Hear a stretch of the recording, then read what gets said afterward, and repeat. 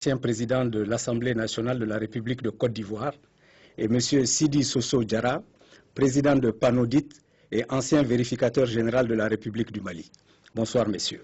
Bonsoir.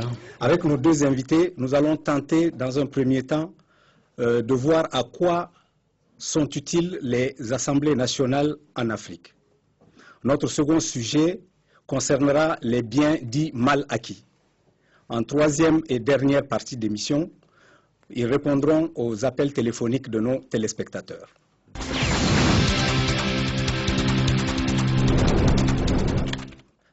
À quoi sert une assemblée nationale en Afrique? En posant cette question, nous ne faisons pas de la provocation. Nous savons qu'ailleurs, cette institution a du prestige et du pouvoir, et surtout qu'elle exerce une influence très importante dans la dialectique institutionnelle de la démocratie et du développement. Mais chez nous, en Afrique, il y a réellement un souci à comprendre l'utilité de cette institution, dite de la représentation nationale, et dont les membres, c'est-à-dire les députés, sont supposés être les représentants du peuple, c'est-à-dire de vous et de moi. Mais en réalité, que se passe-t-il? Nous allons en discuter après le micro-trottoir de « À votre avis ».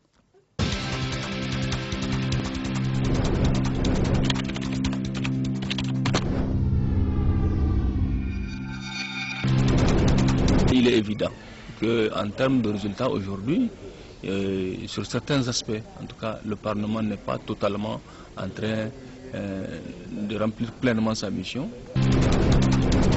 En Afrique, on peut considérer que les décisions qu'ils prennent à l'Assemblée nous servent, ça développe l'Afrique en total. Mais au Burkina, ce n'est pas totalement ça. Il y a quand même des petites résistances au niveau des réponses ou bien des décisions qu'ils prennent. Donc ça affecte la population en un certain sens. Les assemblées nationales en Afrique ne servent à rien. J'aurais voulu, parce que là c'est de la comédie qu'on nous présente quand on va aux élections, quand on va vers le peuple pour être élu comme député. Moi je crois que c'est de la mascarade, je crois que c'est de la comédie. Les présidents ici en Afrique qui viennent, je préfère qu'ils désignent les élus comme ça, comme si on était au temps colonial. Je crois que c'est mieux parce que là ce qu'ils nous présentent là c'est du n'importe quoi.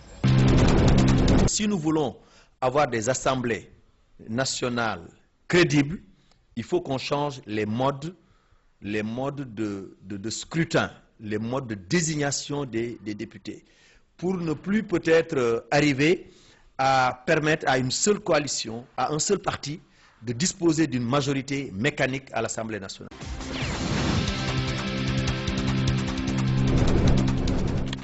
Alors, M. Koulibaly, ni les États africains, ni leur constitution ne sont le produit du génie créateur des peuples africains et de leurs élites. On a fait du copier-coller tout simplement. C'est très peu glorieux, mais c'est comme ça. Alors, à quoi peut servir une institution telle qu'une Assemblée nationale issue de cette forme d'imposture intellectuelle? Merci bien à vous et bonsoir à tous les téléspectateurs. Je pense que vous êtes trop dur avec nous. Le copier-coller, on ne l'a pas fait que sur l'Assemblée nationale ou les institutions politiques. On se met bien en costume cravate, pourtant on ne s'en plaint pas souvent. On a les téléphones dernier cri cellulaires, on ne s'en plaint pas. On a les Mercedes et les 4x4 dernier modèle, on ne s'en plaint pas. Apparemment on s'adapte mieux quand il s'agit de ces choses-là. Et quand il s'agit des institutions de la République, quand il s'agit des institutions de l'État, quand il s'agit des institutions démocratiques, alors là, les choses changent. On ne s'adapte pas, on refuse, on ne veut pas. Ce n'est pas le copier-coller qui est en cause. C'est notre capacité à vouloir vraiment la démocratie qui est en cause. C'est le fond du départ. Nous ne voulons pas de la démocratie? Voyez-vous, toutes nos constitutions disent que les assemblées nationales sont nécessaires. Ce sont les deuxièmes institutions dans tous nos pays. Les députés, comme le disait le radio-trottoir de tout à l'heure, vont chercher des voix. Mais quand on regarde aussi bien la manière de chercher des voix que l'action au sein de l'Assemblée, on se demande si vraiment nous avons compris ce que c'est qu'une Assemblée nationale et pourquoi nous la désirons de cette façon-là. Des députés vont en campagne et disent aux populations, votez pour moi, je vais vous faire des routes, je vais vous faire des ponts, je vais vous faire des écoles, des maternités, des marchés. Et puis les populations vont voter parce que le député a dit ça. Et personne dans la machine de l'État n'est capable de poursuivre ce monsieur parce qu'il fait du faux, parce qu'il ment. Un député n'a pas pour fonction de construire des écoles, des ponts, des routes, il n'en a pas les moyens, c'est du mensonge. Mais on fait la campagne là-dessus. Et tous les candidats le font, le président de la République ne dit rien, la Cour des comptes ne dit rien, le Conseil constitutionnel ne dit rien. Mais pourquoi, d'après vous, professeur, pourquoi? Et surtout, pourquoi les populations réalisent ce même monsieur qui a menti, qui n'a pas construit de route ni d'école? Parce qu'il ne peut pas, construire de route et de pont. Et la principale fonction d'un député, d'une Assemblée nationale, c'est contrôler l'action du gouvernement. Et lorsque les peuples élisent un président, il est chargé d'exécuter le développement. Mais à côté de ce président auquel on va donner des moyens, de l'argent, des budgets et un pouvoir, et les peuples vont désigner des contrôleurs du président, des contrôleurs de l'exécutif. Est-ce que ce qu'il dit est conforme à ce pourquoi nous l'avons choisi? Et ces contrôleurs, ce sont les députés. Ils contrôlent l'action du gouvernement. Ils autorisent le gouvernement et le président à avoir un budget, donc à prélever l'impôt sur les populations, et puis utilisent à bon escient ces impôts. Ça, c'est la fonction. Maintenant, que le député aille dire « votez pour moi, je vais faire des écoles », c'est les élites elles-mêmes qui trompent. C'est une irresponsabilité des élites. Et on trompe les peuples, et puis une fois qu'on est élu, on ne fait pas les écoles parce qu'on ne peut pas, les maternités parce que ce n'est pas dans nos fonctions. Par contre, la fonction qui est celle du député, on ne l'exécute pas non plus, contrôler l'action du gouvernement. Alors, c'est juste pour avoir des postes et dire qu'on est député. Monsieur Diarra, quel est votre avis sur cette question? Bon, en fait, moi je suis vraiment conforté dans l'idée que nos assemblées actuellement ne servent pas à grand-chose.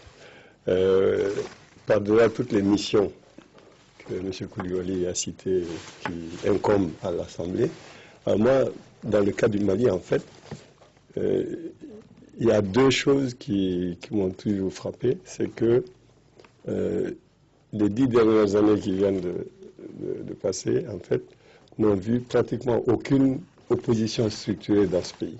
Or, le rôle du Parlement aussi, pour contrôler l'action du gouvernement, il faut qu'à certains moments, quand il y a des mesures qui vont à l'encontre des intérêts de la population, il faut que des députés puissent se lever pour dire non. Et pourquoi ils ne le font pas?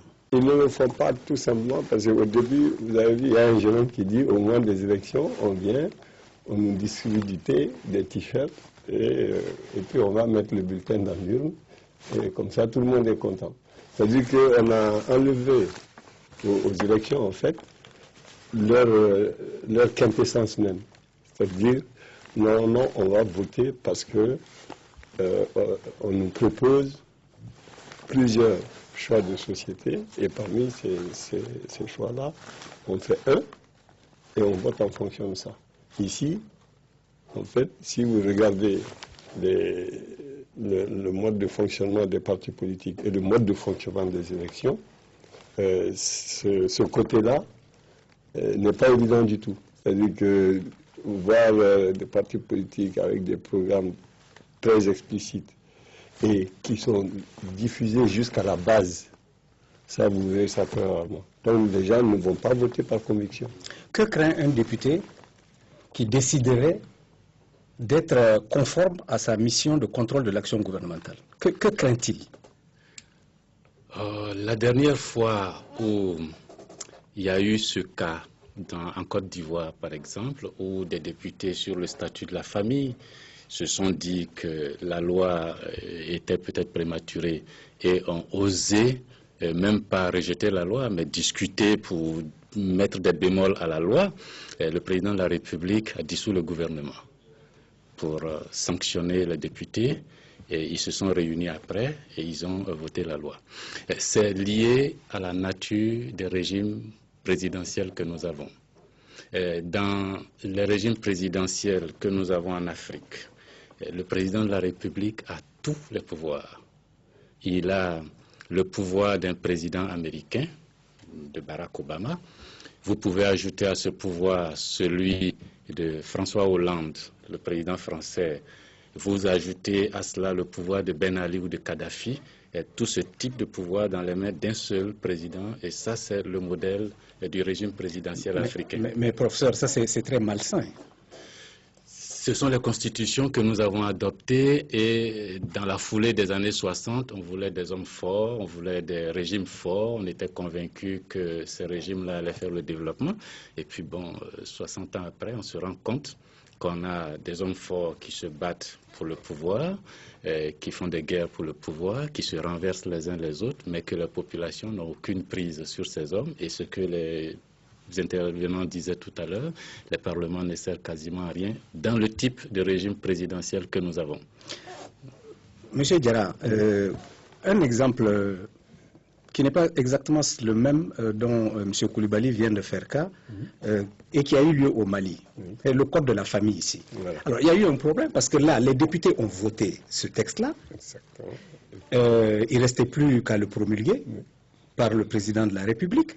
Les populations sont descendues dans la rue et ont remis en cause tout ce processus. Ce qui a fait reculer le gouvernement, l'exécutif, et ce document, finalement, a été édulcoré pour pouvoir passer. Voilà. Alors, bon, ça c'est vraiment, s'il fallait trouver un exemple du hiatus qu'il y a entre l'Assemblée et la population qu'elle est censée représenter, ça, c'est un bel exemple. C'est-à-dire que c'est un désaveu cinglant infligé par la population à l'Assemblée qui, pour des besoins que je qualifierais d'alimentaires sans être sarcastique, hein, en fait, c'était un vote alimentaire. Et la population, elle a vu que cette nouvelle loi, ce nouveau code, n'a pas suffisamment intégré nos données culturelles et nos données sociales. Donc la population a renvoyé la copie à l'Assemblée. Tout à fait. Et l'Assemblée s'est déjugée. Oui. Professeur, oui. Dans la plupart des assemblées de nos pays, oui, on trouve un grand nombre d'illettrés ou de députés semi-analphabètes. Oui. Alors, ceux-là, oui, lorsque vous discutez de la loi de finances ou lorsque vous discutez d'un traité international sur la protection de la couche d'ozone, quelle est leur contribution? L'illettrisme, à mon avis, n'est pas en cause. Si les partis politiques sont organisés autour d'idéologies, comme le disait tout à l'heure M. Diarra, si les partis sont organisés autour d'idéologies, autour de doctrines, de vision de la mission du parti et que les partis se distinguent en fonction de choix idéologiques clairs, que la personne soit alphabétisée, illettrée ou pas, si au sein du parti il y a la formation et que chacun sait que nous, dans notre parti, si on arrive, voilà comment nous voyons l'environnement, voilà comment nous voyons l'agriculture, voilà comment nous voyons l'économie. L'illettrisme ne fait aucun problème. Pendant le débat, cette personne-là peut se faire expliquer et vérifier si effectivement le gouvernement que nous avons mis en place respecte sa parole donnée, fera les routes, les hôpitaux, les écoles, la couche d'ozone, on lui expliquera parce que nos populations vivent dans la saleté ambiante dans les quartiers, les eaux usées, les ordures. Illettrés ou pas, les gens comprennent. Le drame, c'est que nos partis politiques en Afrique ne sont pas construits autour d'idéologie. C'est vrai que parfois on entend dire certaines personnes, nous sommes un parti de gauche, nous sommes un parti de droite, nous on est socialistes, nous on est communistes. Tous les gouvernements font la même chose. Bien, professeur. Et ce qui les distingue, c'est souvent des choix ethniques et des choix régionaux. C'est le parti de nous les gens de l'Ouest, c'est le parti de nous les gens du Nord, nous les gens du Centre, nous les musulmans, nous les chrétiens. Et ça perd l'Afrique et ça désoriente le Parlement. Tout à fait. Professeur, vous avez été président de l'Assemblée nationale de Côte d'Ivoire pendant la période qui a précédé la crise que votre pays a connue, oui, et crise qui a débouché sur la guerre. Oui. Est-ce que vous pouvez nous dire ce que l'institution que vous dirigiez, oui, à ce moment-là, oui, a fait pour éviter la guerre et quel rôle vous-même, en tant que président de cette institution, vous avez joué pour faire éviter au peuple dont vous étiez le représentant les affres qu'il a fini par connaître malheureusement. Pendant cette rébellion et cette crise, l'Assemblée a été désavouée parce que ceux qui sont allés à Marcoussis ont signé un accord qui demandait de faire certaines réformes. Ils sont revenus de Marcoussis et l'Assemblée a fait les réformes, a voté les lois conformément à la Constitution. Mais la rébellion de l'époque a jugé que la conformité à la Constitution ne l'arrangeait pas. Et le médiateur de l'époque, le président Thabo Mbeki, et le président Gbagbo Laurent, le président Konabedié, le président Ouattara du RDR à l'époque, et puis le chef de la rébellion de l'époque, M. Soro, se sont retrouvés et ont décidé, Soro n'y était même pas encore, ont décidé de prendre les réformes par ordonnance. Tout le travail qui avait été fait par l'Assemblée nationale a été jeté à la poubelle et le président de la République, de connivence avec les autres, ont pris des ordonnances et on a perdu du temps. Et depuis l'époque, il n'y avait que des lois mineures qui venaient à l'Assemblée. Le budget n'y venait plus, le président gouvernait par ordonnance, et ça c'est le régime présidentiel, et il pouvait le faire de par la Constitution, un article 48 est utilisé, et puis il peut gouverner sans l'Assemblée. C'est ce qui est arrivé, pour dire ce qu'on a fait. Et lorsque la crise, pour ne même pas arrêter là, jusqu'en 2005, Marcoussis c'était 2003, jusqu'en 2005 les lois de Marcoussis avaient été votées, et puis en 2005, il a été décidé que l'Assemblée ne servait même plus à rien et qu'il fallait la dissoudre. Parce qu'elle refusait justement ces ordonnances, elle refusait ce dictat de l'exécutif, ça gênait tout le monde, et le premier ministre qui est arrivé, c'était Bani, avec le groupe de travail international piloté par le ministre de la coopération de l'époque, le ministre français de la coopération, et ils ont décidé de dissoudre l'Assemblée nationale. Et vous-même, en tant que président, qu'est-ce que vous avez fait? Alors, à partir de ce moment-là, à titre personnel, quand la décision a été prise, les députés, certains députés sont venus me voir et ont dit, bon, désormais, nous, il a été décidé qu'on va être dissous, nous, on ne fait aucune objection, c'est terminé, on ne travaille plus. Je leur ai dit, vous ne travaillez plus, vous ne serez pas payés. J'ai fait couper les salaires. Et ils sont allés voir le gouvernement qui n'a pas osé leur payer des salaires. Ils ont dû revenir prendre leur place à l'Assemblée. Ça, c'est la première des choses. La seconde, je me suis employé à faire la médiation. Je me suis employé à faire la médiation en pleine crise. Entre qui et qui? Entre le président Ouattara et le président Gbagbo. Monsieur Diarra, vous qui avez été vérificateur général du Mali, vous avez certainement audité l'Assemblée nationale du temps où vous étiez aux affaires.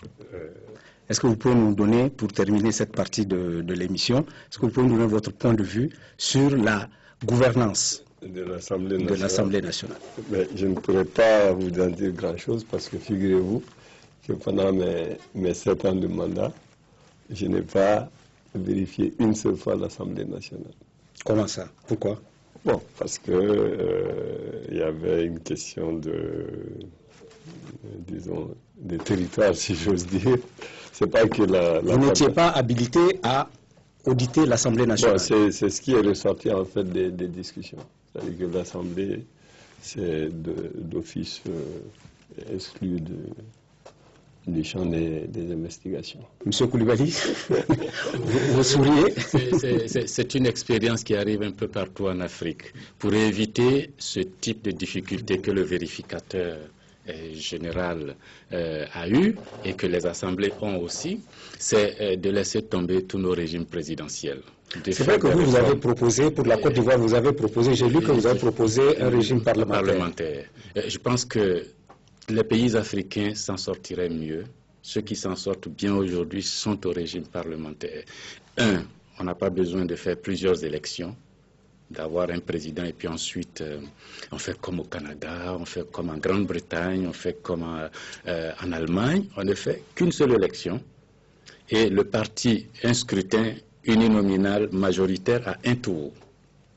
Une fois que les votes sont faits des députés, tout le monde est député. Le parti qui a la majorité à l'Assemblée désigne son leader qui va être Premier ministre ou Président si vous voulez.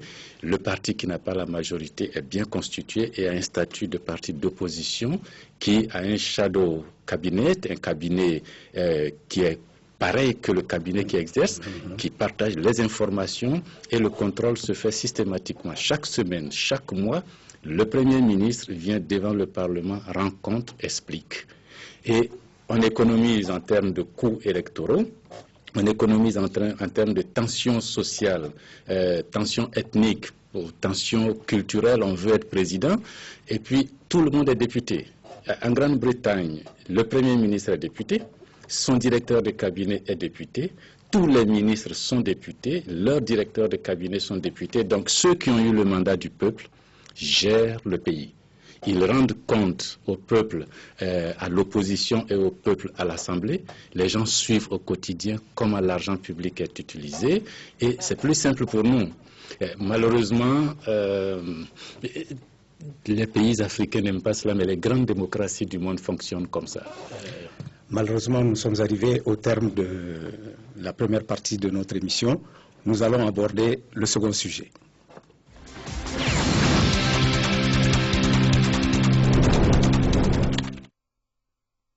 Les biens mal acquis. De manière récurrente, l'actualité internationale focalise ses projecteurs sur tel chef d'État, généralement africain, mis en cause, tel héritier qui est sommé de rendre des comptes, ou tel ministre du budget qui finit par sombrer dans les abysses. Qu'en est-il effectivement? Que sont les biens mal acquis? Avant d'ouvrir le débat, je vous invite à suivre le micro-trottoir de « À votre avis ».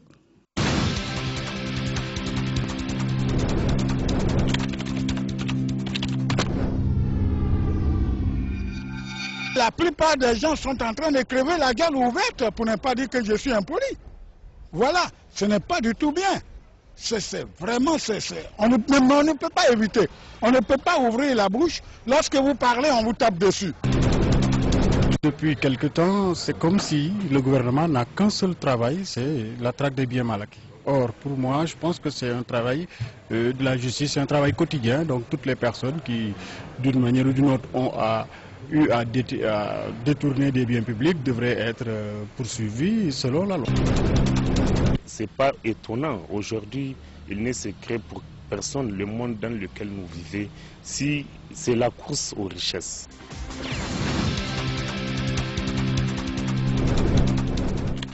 Monsieur Diarra, certaines mentalités populaires africaines considèrent que c'est Dieu qui donne, et y compris aux grands braqueurs des deniers publics.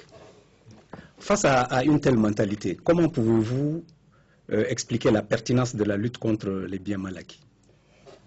Parce que je ne connais aucune religion où Dieu préconise le vol ou le pillage des richesses d'autrui. Ceci étant, pour en revenir aux biens mal acquis, il y a deux possibilités. Si c'est des biens mal acquis et que ça se passe entre deux particuliers, ça, ce n'est pas mon propos. Ce qui m'intéresse ici, c'est les biens mal acquis au détriment de l'État, au détriment du public. Puisque actuellement, la bonne gouvernance, en fait, c'est ça qui est le credo qui est devenu quasiment universel.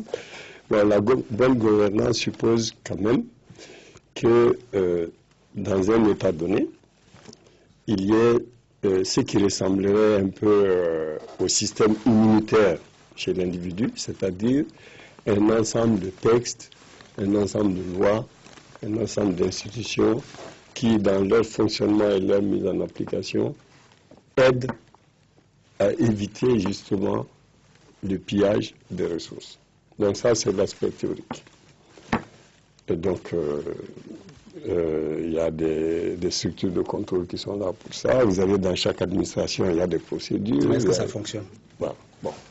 Maintenant, il se trouve que ça ne fonctionne pas. Donc, à côté de ça, quand il y a des cas avérés, il y a d'autres structures qui passent a posteriori pour faire le point des dégâts qui ont été commis par les uns et les autres. Et les biens mal acquis, en fait, viennent de là, c'est-à-dire tout part du phénomène de la corruption. C'est-à-dire vous profitez d'un poste ou de vos relations ou de trafic d'influence que vous pouvez exercer pour accumuler des richesses qui ne correspondent pas à des transactions véritables, ou bien à des transactions surfacturées, ou bien à des transactions qui ne sont d'aucune utilité pour le public. Quand on parle de biens mal acquis, souvent on pense aux chefs d'État, on pense aux ministres, on pense aux directeurs généraux, mais est-ce qu'en réalité ce n'est pas un mal qui touche l'ensemble de notre architecture sociale, administrative et de production? Je suis tout à fait d'accord que ça touche l'ensemble de notre système administratif. Maintenant, c'est une question de degré. Parce que sinon, bon, disons, l'agent de la circulation qui rançonne les usagers de la route, bon, il s'enrichit de façon illicite. Bon, mais là, c'est plutôt, je dirais, alimentaire. Maintenant, quand on prend des cas comme ce qui vient de se passer au Sénégal, ou bien des biens mal acquis qu'on a traqués en France concernant certaines familles de présidents africains, là, vous voyez tout de suite que c'est dans des proportions qui ne peuvent pas être acceptables pour des pays qui ont des niveaux de revenus comme les nôtres. Si je prends ce qui se dit, par exemple, par rapport au montant qui est reproché à un Karim Wade, on parle de 1 milliard, exactement 694 milliards de francs CFA. La loi de finances pour le Mali 2013 prévoit un budget de 1007 milliards. Oui. Donc ça représente 69% du budget annuel. Alors, imaginez, bon, au Mali, on n'a pas fait le point comme ça vient d'être fait pour le cas de Karim Wade, puisque ici, on se contente de détecter ce qui a été fait, mais sur le montant qui est reproché à Karim Wade, on dit que 90%, en fait, c'est sous forme de placement dans des sociétés offshore. Ici, on n'a jamais fait ce genre de travail. Je voulais insister là-dessus parce que la traque des biens illicites, là, elle doit partir d'abord d'une volonté politique. Tout à fait. Professeur Koulibaly, oui. Je voudrais votre sentiment sur cette question. En plus de ce que M. Diarra vient de dire, je pense qu'il y a dans le fond la question de la responsabilité de chacun d'entre nous en Afrique. Vous avez dit le cas des peuples, mais le cas des hommes politiques, le cas des élites, c'est la responsabilité. Est-ce que l'argent public, est-ce que les deniers de l'État doivent servir à enrichir ceux qui s'adonnent à la politique, ou bien alors est-ce que ces deniers doivent servir à développer les conditions, améliorer les conditions de vie des populations? En Afrique, en général, les élites répondent oui, ça doit servir à améliorer les conditions de vie des populations, mais dans la réalité, ils s'accaparent ces fonds, et ça c'est dans la substance même de nos pays. La première façon de subtiliser les deniers, c'est déjà que dans tous nos pays, la terre qui est la propriété de nos parents dans les villages, les lopins de terre, les hommes politiques, toutes les élites depuis les indépendances ont décidé que cette terre-là était propriété des États et que ce sont les États qui doivent l'affecter. Qu'on trouve de l'or, du diamant, du pétrole dans un village au Mali, au Sénégal, en Côte d'Ivoire ou partout, tout de suite, c'est propriété de l'État, on va chasser les villageois. Au Texas, à Houston, ça ne se fait pas comme ça. Première façon de nous accaparer le patrimoine des gens, parce que l'argent public, c'est l'argent des impôts, hein, c'est l'argent du coton, c'est l'argent du cacao. Et deuxième élément, c'est pour les francophones eux-mêmes, d'admettre implicitement qu'on fait la politique pour devenir riche et d'accepter une partie des finances de l'État très officiellement, est ramassé pour être déposé au Trésor public français.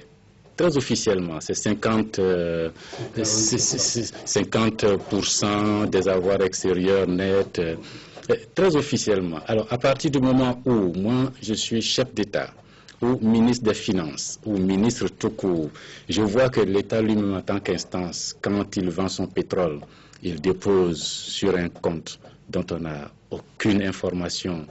Là-bas, au Trésor français, 50% des devises. Localement, je ne vois pas pourquoi je vais faire autrement que de me servir moi-même. Question de responsabilité. Responsabilité individuelle, responsabilité collective. Et puis je termine là, les peuples eux-mêmes n'aiment pas demander des comptes à leurs hommes politiques. Pourquoi, d'après vous? Pourquoi? Parce que les États sont devenus des États patrimoniaux. On distribue l'argent à tout le monde et puis tout le monde est corrompu. Oui. Monsieur Diarra, vous êtes d'accord? Non, bon, moi je mettrais quand même le problème, c'est pas du tout au même niveau. Hein. Parce que le principe de notre union monétaire, effectivement, c'est de mettre nos avoirs en devises en commun. Et il est convenu que le Trésor français gère à peu près 60% de ces avoirs-là. Donc on a une liberté, une marge de manœuvre sur à peu près 40%. Bon. Mais de nos propres sous? Voilà, mais on ne les donne pas à la France, mais c'est déposé au Trésor français. Mais ils sont quand même utilisés pour nos besoins. Ce dont on parle d'enrichissement illicite, là, ce sont des montants, cette fois-ci, qui sont prélevés sur les deniers publics, mais pour des usages strictement privés. Et ça, pourquoi, en fait, jusqu'à présent, malgré tous les rapports, parce que personnellement, le bureau, pendant mes 7 ans-là, a fait à peu près 200 et quelques rapports, parmi lesquels il y avait 140 vérifications financières. Bon. Mais il n'y a pas eu de suite. Pourquoi? Parce que c'est un système, ça veut dire, qui se mord la queue. C'est-à-dire, moi, je suis à un poste aujourd'hui. Dès que j'ai ce poste-là, on me dit, dépêche-toi de te servir et de nous servir aussi. Ouais, parce qu'on ne sait pas combien de temps ça va durer. C'est ça. Voilà. Donc, je fais ça. Et en contrepartie, le jour où tu as un problème, ben on est là. On va te protéger parce que nous sommes dans un pays où tout se négocie. Et ça, c'est le lit de l'impunité. C'est-à-dire que l'impunité s'explique essentiellement par cette attitude-là. Dites-moi, pourquoi est-ce que souvent, les poursuites judiciaires qui sont engagées dans des cas de bien mal acquis, pourquoi souvent viennent-elles ou sont-elles initiées en Europe par des ONG européennes ou par des pouvoirs européens quand ça concerne nos pays? Parce que nos populations ne sont pas entraînées à demander des comptes à leurs leaders et nos leaders ne sont pas entraînés à rendre des comptes aux populations. Et ce que M. Diarra dit, c'est vrai qu'au niveau national, je suis ministre des Finances et puis je me sers et puis autour de moi tout le monde se sert où je suis président de la République et puis on se protège les uns les autres, mais on a quand même peur de cette communauté internationale qui peut nous demander des comptes et puis il y a des tentatives de corruption aussi de cette communauté internationale pour que à un moment, elle poursuive telle personne, tel chef d'État, tel ministre, telle famille plutôt que telle autre, simplement parce que bon, telle famille, tel chef d'État n'a pas rempli ou a rempli à moitié le même phénomène contractuel interne. C'est pour cela que j'ai commencé par le compte d'opération. Si vous vous appelez président Nguema ou président Wade ou je ne sais quel autre président, que vous dites que moi, désormais, mes avoirs extérieurs, je vais peut-être les placer à Manhattan, à New York, et puis les rentabiliser, comme le fait le Maroc ou comme le fait l'Afrique du Sud ou la Tanzanie. Ceux qui utilisent cet argent au Trésor français se disent, ce monsieur est dangereux. Et donc, pour éviter cela, on ferme les yeux, entre nous on le fait, parce que eux peuvent nous demander des comptes. Et c'est généralement quand il y a une dissension entre nous et eux à l'extérieur, que brusquement les dossiers sales sortent. Est-ce que c'est pour ça que, par exemple, les monarchies du Golfe ne sont jamais citées dans les cas de biens mal acquis? Il faut dire d'abord, il s'agit de monarchie. Donc, par principe, je dirais que... Il ne s'agit pas d'Afrique, surtout. Dans ce pays-là, tout appartient au roi, en fait. Par exemple, si vous allez en Arabie Saoudite, la terre appartient à la famille royale. Donc, bon, même si vous achetez une maison, vous construisez un hôtel, s'ils ont besoin de la terre là, ils la prennent. Bon, c'est différent de la monarchie britannique, de la monarchie suédoise, norvégienne. Maintenant, tout à l'heure, revenir aux ONG étrangères qui arrivent à déterrer des dossiers que nous... Oui, il y a Sherpa, il y a Transparency, enfin, il y en a beaucoup. Si on prend le cas de Transparency, par exemple, Transparency a des ramifications et a des moyens d'investigation que nos structures de contrôle ici n'ont pas. Dans le cas de ce qui s'est passé au Sénégal là tout à l'heure, je disais que si on a pu faire un point aussi exhaustif, il a fallu toute une armada d'experts qui non seulement ont regardé les comptes en interne au Sénégal, mais il a fallu aussi qu'ils aient accès aux comptes bancaires offshore, qu'ils aient accès au registre des actions des différentes sociétés concernées pour localiser exactement le patrimoine de ce monsieur. Donc ici, vous avez une structure de contrôle qu'on va doter de tels moyens. Alors que, en réalité, que ce soit le Mali, que ce soit la Côte d'Ivoire, nous avons adhéré à beaucoup de conventions qui visent à juguler justement ces trafics de capitaux illicites. Nous en faisons partie, tous les pays de l'UMOA ont signé avec l'Europe, avec les États-Unis, des conventions qui permettent effectivement de traquer ce genre de biens. Mais, je reviens toujours à la volonté politique. Dans le cas du Sénégal, ce qui s'est passé, c'est que est arrivé un président de la République à qui il tenait à cœur de régler particulièrement ce problème-là. Et il a mis les moyens. Professeur? Moi, je dirais qu'il faut qu'on arrive à des États démocratiques simplement qui obligent nos responsables ou nous responsables à rendre des comptes. Il ne faut pas que ce soit toujours Amnesty, Transparency ou ces ONG. C'est nos vies, ce sont nos pays, que nous mettions en place des systèmes de régulation. M. Diarra était vérificateur ici. En tant que tel, il avait la possibilité de contrôler, de rendre compte et puis certainement d'engager des poursuites. Je ne sais pas si... Mais il a dit que 120 rapports qui étaient de vérification n'ont servi à rien. Qui n'ont servi à rien. Sur 200. Sur 200 qui n'ont servi à rien. C'est cet élément démocratique qu'il nous faut arriver à briser, mais on ne peut briser cet élément antidémocratique qu'en responsabilisant les populations. C'est leur donner des raisons de se fâcher avec nous quand nous déraillons, mais de ne pas attendre que nous quittions le pouvoir, que nous soyons à la retraite ou que nous soyons partis pour commencer les poursuites.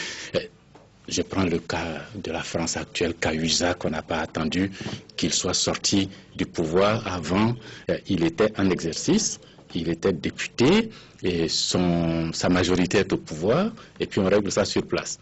Parce qu'une fois que la personne quitte le pouvoir, que le successeur vient et que ces affaires-là se déclenchent, ça a un petit goût de règlement de compte. Tout à fait. Parce que pendant que le pouvoir en place poursuit les criminels d'hier, lui-même est dans le même jeu, en tout cas en Côte d'Ivoire, pour trouver de nouveaux crimes, piller les caisses de l'État. Et tout le monde voit, mais on ne dit rien. Et on attend si dans 5 ans ou dans 3 ans, l'alternance se fait, celui qui arrive va commencer à demander des comptes aux voleurs d'aujourd'hui et lui-même cultiver ses propres voleurs qui vont rendre compte après-demain. C'est sur le champ qu'il faut rendre compte et demander des comptes.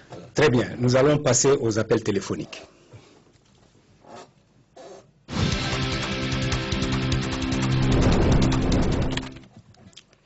Nous avons M. Pena de Brazzaville au téléphone. M. Pena. Vous convenez avec moi que ça fait partie de l'inférieur des politiques en Afrique. Parce que lorsqu'on nous donne tous à tous l'opportunité sur le choix d'une constitution, c'est le moment où jamais de redéfinir réellement les pouvoirs judiciaires, les mécanismes de nomination. Alors, on ne le fait pas. On met les magistrats dans les mauvaises postures parce qu'il ne dépend que de celui qui l'a nommé. Il est redevable. Alors, il ne peut pas le poursuivre. Prenez par exemple le cas de mon pays, le Congo. Mon président a défendu avec orgueil physique et orgueil d'un président d'un pays souverain. Qu'est-ce qu'il a accepté de se faire manipuler par la France à ce moment, parce que c'est la ville française qui a été peur. Il dit, si celle-ci a très mal fait la vie de son pays, c'était la tête de pied qu'il fait au même magistrat qu'il a nommé. C'est à eux de comprendre. Et moi, je suis magistrat, si et seulement si je peux exercer le pouvoir. Mais si vous n'avez pas le pouvoir, et à ce moment-là, vous laissez maintenant le choix à celui qui arrive. Et malheureusement, en Afrique, nous avons ce mauvais comportement de ne jamais accepter qu'on soit puni alors qu'on a puni les autres.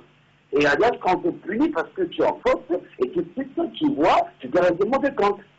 C'est ça le malheur de l'Afrique. Merci, M. Pena. Merci, M. Pena. Nos invités vont réagir à votre avis. Professeur ou M. Diarra? Oui, alors, je vous remercie. Bon, dire que nous aimons punir mais ne pas être punis, en fait, c'est comme si on avait une justice qui n'était pas... Enfin, c'est le cas d'ailleurs. Hein, notre justice manque de distributivité, si j'ose dire. C'est-à-dire qu'elle devrait s'appliquer de façon uniforme à tous les citoyens, quel que soit leur rang. Bon. Nos magistratures sont effectivement malades. Ça, il faut se dire la vérité. Alors, maintenant, qu'est-ce qu'il faut pour que la justice voit son blason un peu redoré et qu'elle puisse être plus efficace qu'elle n'est actuellement? Je crois qu'il y a beaucoup de réflexions. Bon, dans le cas du Mali, par exemple, il y a le PRODEJ là qui est un projet pour moderniser la justice. Mais c'est vrai que par-delà le problème du manque de moyens, en fait, la magistrature, tout comme la société civile et le reste d'ailleurs, a besoin d'être recadrée et de prendre son travail, disons, avec un sens de responsabilité plus élevé. Parce qu'en fait, nos gros problèmes actuellement, il y a la responsabilisation de tous les cadres. Ça, c'est un. Et puis, deuxièmement, le fait que tout le monde doit accepter le fait que quand on vous confie un travail, vous devez rendre compte. Nous avons Madame Sarr, Madame Fatou Sarr de Dakar. Madame Sarr? Oui, bonsoir. Bonsoir, comment allez-vous? Ça va bien, merci. Vous êtes sur Africable Télévision. Vous avez la parole. Oui. En ce qui concerne les biens mal acquis, c'est une question d'actualité chez nous au Sénégal. Vous savez ce qui vient de se passer. Le fils de l'ancien président de la République a été arrêté. Maintenant, nous pensons que ça fait partie du processus de démocratisation qui est en cours dans notre pays, parce qu'il est important de faire en sorte que définitivement tous ceux qui vont aspirer à diriger notre État soient mus par la seule volonté de servir. Mais la question qu'on se pose, c'est d'éviter que cette question n'entraîne une fracture sociale, les cas de ceux qui sont avec l'ancien président et les cas de ceux qui sont avec le nouveau président de la République. Car ce serait dommage et c'est le peuple qui serait perdant.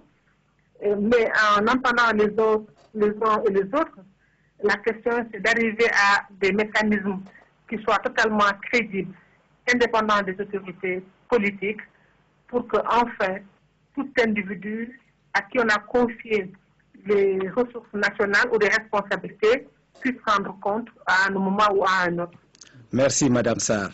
Merci de cette contribution et je vais demander à M. Koulibaly de réagir sur cette opinion que vous venez d'émettre. Pour les deux intervenants, le principe est le même, la responsabilité. Principe de responsabilité. Moi, je constate qu'en général, c'est sur l'argent public qu'on a l'habitude de grappiller en Afrique. Quand quelqu'un est propriétaire de sa PME, de son entreprise, en général, il s'arrange pour faire en sorte qu'il n'y ait pas trop de grappillage autour. Et c'est quand nous nous retrouvons autour de l'argent public qu'on s'arrange aussi pour... Alors, pourquoi ne pas devenir plus responsable en réduisant le champ de l'argent public, en réduisant le champ d'influence de la politique? Et puis en faisant en sorte que chacun d'entre nous ait son lopin de terre, ou son lopin d'activité, son lopin de PME, son lopin d'entreprise, qu'il contrôle, dont il est propriétaire et sur lequel il peut demander des comptes et rendre des comptes, soit à des actionnaires, soit à un conseil d'administration. L'État ne rend pas de comptes en Afrique. Je reviens toujours au cas du Mali. Le rapport dont je parlais là, l'Assemblée nationale du Mali a reçu chacun de ces rapports-là au moins en 10 exemplaires. Pourquoi? Parce que, en réalité, en tant qu'autorité indépendante, mon premier patron, c'était le peuple lui-même. Et le meilleur vecteur pour informer le peuple, c'était l'Assemblée nationale. Raison pour laquelle, consciencieusement, chacun des 200 et quelques rapports-là a été adressé à l'Assemblée nationale au moins 10 exemplaires. Et il n'y a jamais eu, en tout cas pendant mon mandat, une seule interpellation d'un responsable sur la base de faits qui étaient graves, parce que des fois, on est arrivé à des montants conséquents. Donc vos rapports adressés à l'Assemblée nationale sont tombés dans l'oubli. Ils n'ont pas eu de suite. Ils n'ont pas eu de suite. C'est-à-dire que sur la base de ces rapports-là, en fait, c'était autant d'occasions pour interpeller les gestionnaires concernés et avoir des explications et des éclaircissements. Jamais été fait. Bon. Maintenant, ça m'amène à dire que ce qui facilite aujourd'hui justement l'acquisition de ces biens mal acquis là, c'est que la société civile, à mon avis, son implication reste très faible. C'est-à-dire que bon, depuis 1991, il y a eu un essor formidable de la société civile, un essor des partis politiques, etc. Mais jusqu'à présent, notre société civile reste trop focalisée autour des sphères de pouvoir. Ce qui fait que la population participe très peu aux prises de décision. Très bien. Nous avons M. Diop au téléphone. Monsieur Diop? Oui. Oui, vous téléphonez de Caille. Vous êtes sur Africable Télévision. Vous avez la parole. Merci bien, monsieur. Moi, c'est M. Diop Alassane. Je suis avocat. J'ai dit que le Parlement, c'est un pouvoir. À ce titre, il doit jouer un rôle primordial dans l'équilibre du pouvoir.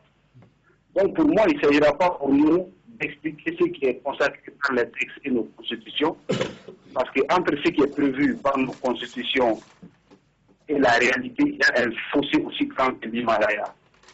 Pour moi, pour que le Parlement joue son rôle, tellement son rôle, il doit être composé par des hommes et des femmes de valeur qui sont dotés dans le travail de sécurité de la loi. Or, en général, ce n'est pas le cas. On se rend compte que nos parlements sont remplis de toute la plupart des hommes et des femmes qui n'ont aucune qualification pour le travail technique de fabrication de loi par des membres. On veut donc jouer leur rôle de pouvoir de régulateur de l'exécutif, il ne fait pas d'enregistrement. Maître Diop, excusez-moi, je veux vous interrompre parce que nous n'entendons plus la fin de ce que vous êtes en train de dire, mais je crois que le professeur Koulibaly a bien compris le sens de votre intervention. Je vais donc lui donner la parole pour qu'il réagisse.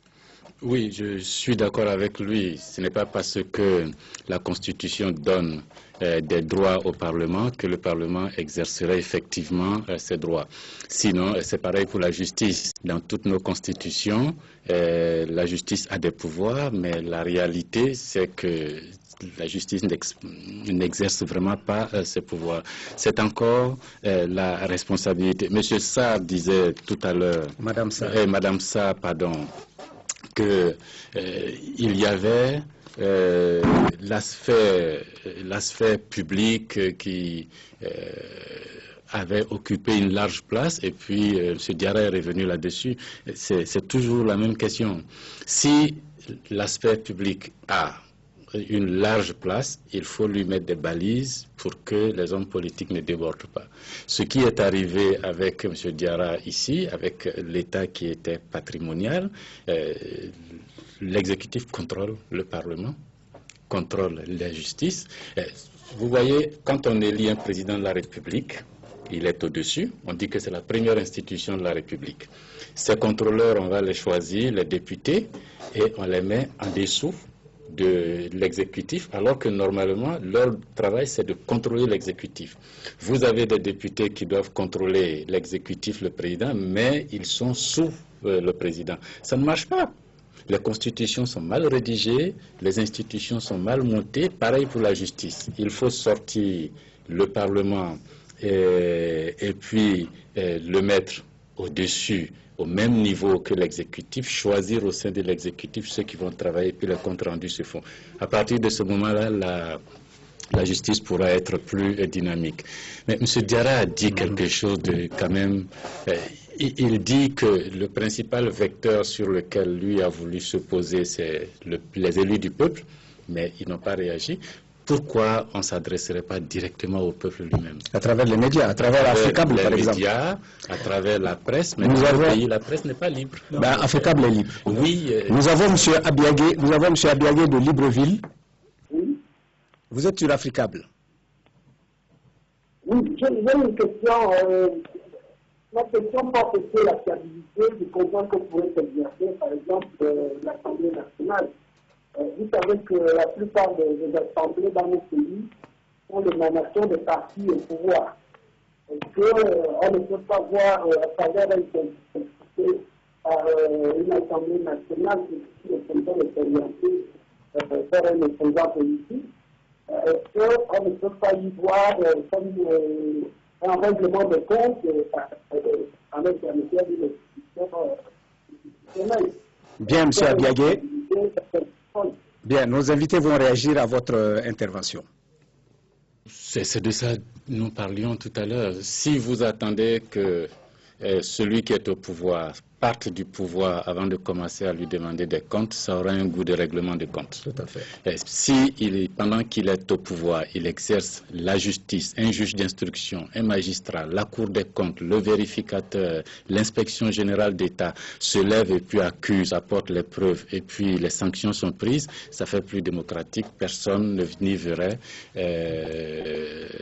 comment on dit ça, de règlement de comptes. Il faut que nos hommes politiques acceptent de se couper le doigt et que ça se passe comme ça et puis les choses vont changer. Très bien, nous sommes arrivés au terme de cette émission. Nous aurions pu en discuter pendant des heures encore.